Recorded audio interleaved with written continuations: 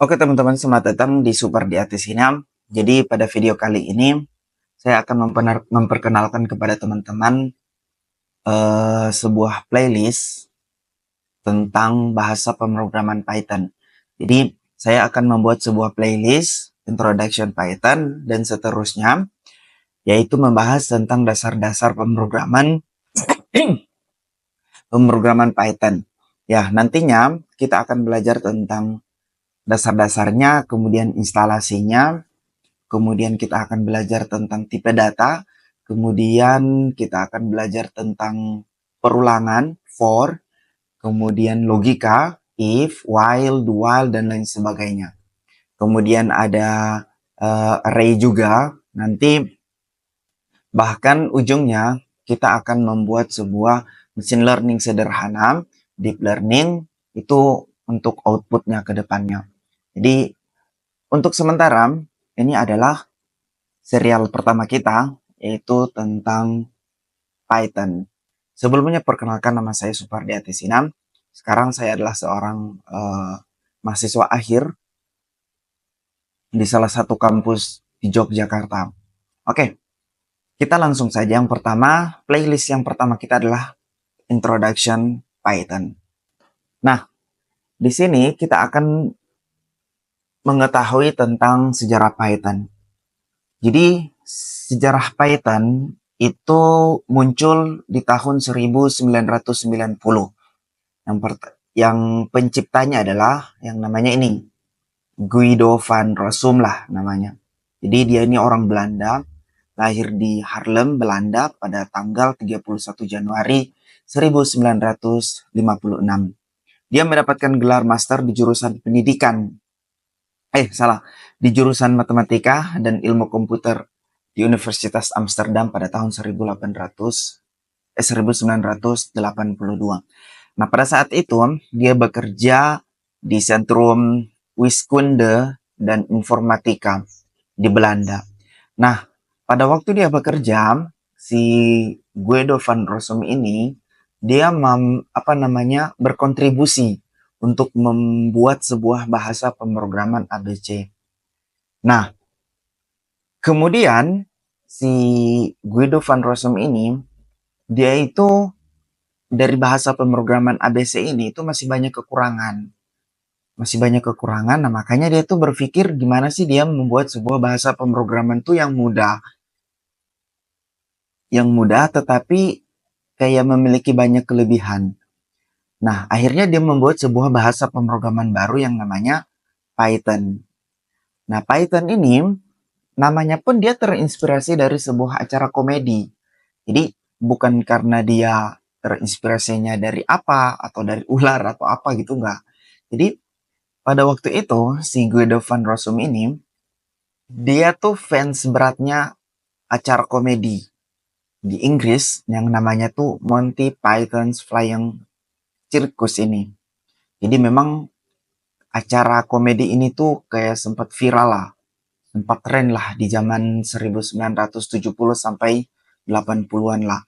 Nah, makanya dia memberi namanya Python. Seperti itu. Jadi selaras ya dengan namanya, bahwa memang nama Python itu diinspirasi mudah, kemudian gak susah lah. Oke, nextnya, kenapa kita harus belajar Python? Yang pertama adalah sintaksis yang sederhana dan mudah dipahami. Itu jelas ya. Jadi bahwa Python itu berbeda dengan bahasa pemrograman lainnya. Contoh kayak C, C++, kemudian Java, itu banyak kayak sintaks-sintaks kode-kode yang memang lumayan rumit. Kemudian yang kedua adalah memiliki komunitas yang besar. Jelas ya, Python bahwa memiliki komunitas yang besar, bahkan sampai tahun 2025 ini dengan makin trennya AI, artificial intelligence, deep learning, machine learning, computer vision, dan lain sebagainya, bahwa makin ke sini Python tuh memiliki komunitas yang sangat besar. Kemudian dia bersifat serbaguna. Kemudian yang keempat adalah banyaknya library dan framework. Ya jelas ya, karena komunitasnya yang besar, kemudian dia memiliki trennya di dunia machine learning, Makanya banyak library dan framework yang bisa kita gunakan. Kemudian yang selanjutnya adalah bersifat interpreted dan dinamis. Yang terakhir adalah bersifat open source. Nah, ini kita akan membahas tentang perbandingan sintaksnya. Bahwa Python, coba kita bisa bandingkan ya. Ini Python, kita misalkan mencetak print hello world, itu kita hanya bisa mengetikkan print, buka kurung, kemudian tanda kutip, hello world, kemudian ditutup seperti itu. Tutup dengan tanda kutip, dibalas lagi dengan buka tutup kurung.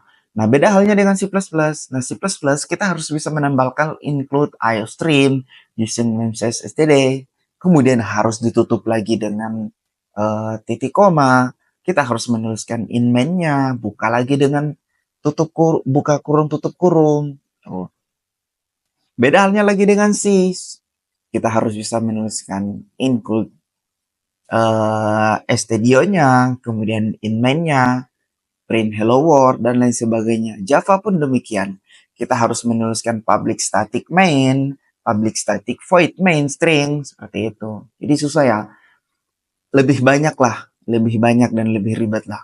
Beda hanya dengan Python. Oke, nextnya Python release. Nah, Python release itu pada tahun 1990 dengan rilis versi 1.0. Nah, dukungan apa aja yang sudah dibuat pada Python release 1.0? Yang pertama itu dia mendukung OOP, jadi pemrograman berorientasi objek. Kemudian memiliki modul pengecualian, kecuali exception dan tipe data bawaan seperti list, disk, dan string, dan lain sebagainya. Kemudian di tahun 2000 Python merilis Python 2.0 yang dukungannya itu ada dukungan Unicode terbatas, kemudian garbage collection berbasis SQL detecting, kemudian si Python 2.2 ini tidak sepenuhnya kompatibel atau mendukung di Python 3. Nah, akhirnya pada tahun 2008 Python merilis versi 3.0. Jelas ya, lebih efisien dan lebih cepat, tidak bisa kompatibel dengan Python 2. Kemudian ada perbaikan integer, division, print menjadi sebuah fungsi. Nah, semenjak video ini dibuat, Python telah merilis Python versi 3.13. Seperti itu. Nah, ini ada popularitas bahasa pemrograman. Ini adalah Tiobe. Tiobe adalah mengukur sebuah popularitas bahasa pemrograman berdasarkan pencarian di mesin pencari seperti Google, Bing, dan Yahoo. Dan ya, ratingnya ya, ini pada Februari bahwa Python menduduki di peringkat 23,8,8%. Jadi jauh banget ya dari C++ seperti itu. Kemudian popularitas berdasarkan PPL. PPL ini dia itu menganalisis tren berdasarkan seberapa sering tutorial bahasa pemrograman dicari di Google. Dan lagi-lagi Python berada di peringkat pertama. Nah, kemudian yang terakhir adalah GitHub. Nah, GitHub itu setiap tahun dia merilis merilis bahasa pemrograman yang paling banyak digunakan di repositorinya mereka. Dan ya, akhir tahun 2024 Python berada di peringkat pertama seperti itu. Jadi buat teman-teman kalau misalkan mau belajar Python, ya silahkan seperti itu. Oke, aplikasi Python apa aja misalkan aplikasi Python yang apa aja yang bisa kita buat dengan Python? Yang pertama, kita bisa membuat sebuah aplikasi web. Kemudian aplikasi data science, aplikasi mobile, desktop, otomasi, IoT, game, machine learning, network, multimedia, keamanan, blockchain, dan lain sebagainya. Jadi masih banyak yang saya nggak bisa cantumin semuanya di sini. Tetapi untuk aplikasi Python itu dia lebih powerful dan lebih bagus di bidang data science, machine learning, dan artificial intelligence. Jadi soal NumPy, kemudian scikit-learn, dan lain sebagainya itu lebih powerful menggunakan bahasa Python. Pertanyaannya adalah bisa nggak kita membuat sebuah website yang mana website itu kita menggunakan bahasa Python? Jawabannya bisa, tetapi tidak se-powerful seperti bahasa-bahasa yang lain seperti itu. Oke, demikian dari saya. Terima kasih telah menonton. Jangan lupa like dan subscribe. Next, kita akan membahas tentang gimana sih cara menginstal Python, kemudian install tools-nya Visual Studio Code, kemudian kita akan mencetak print Hello World.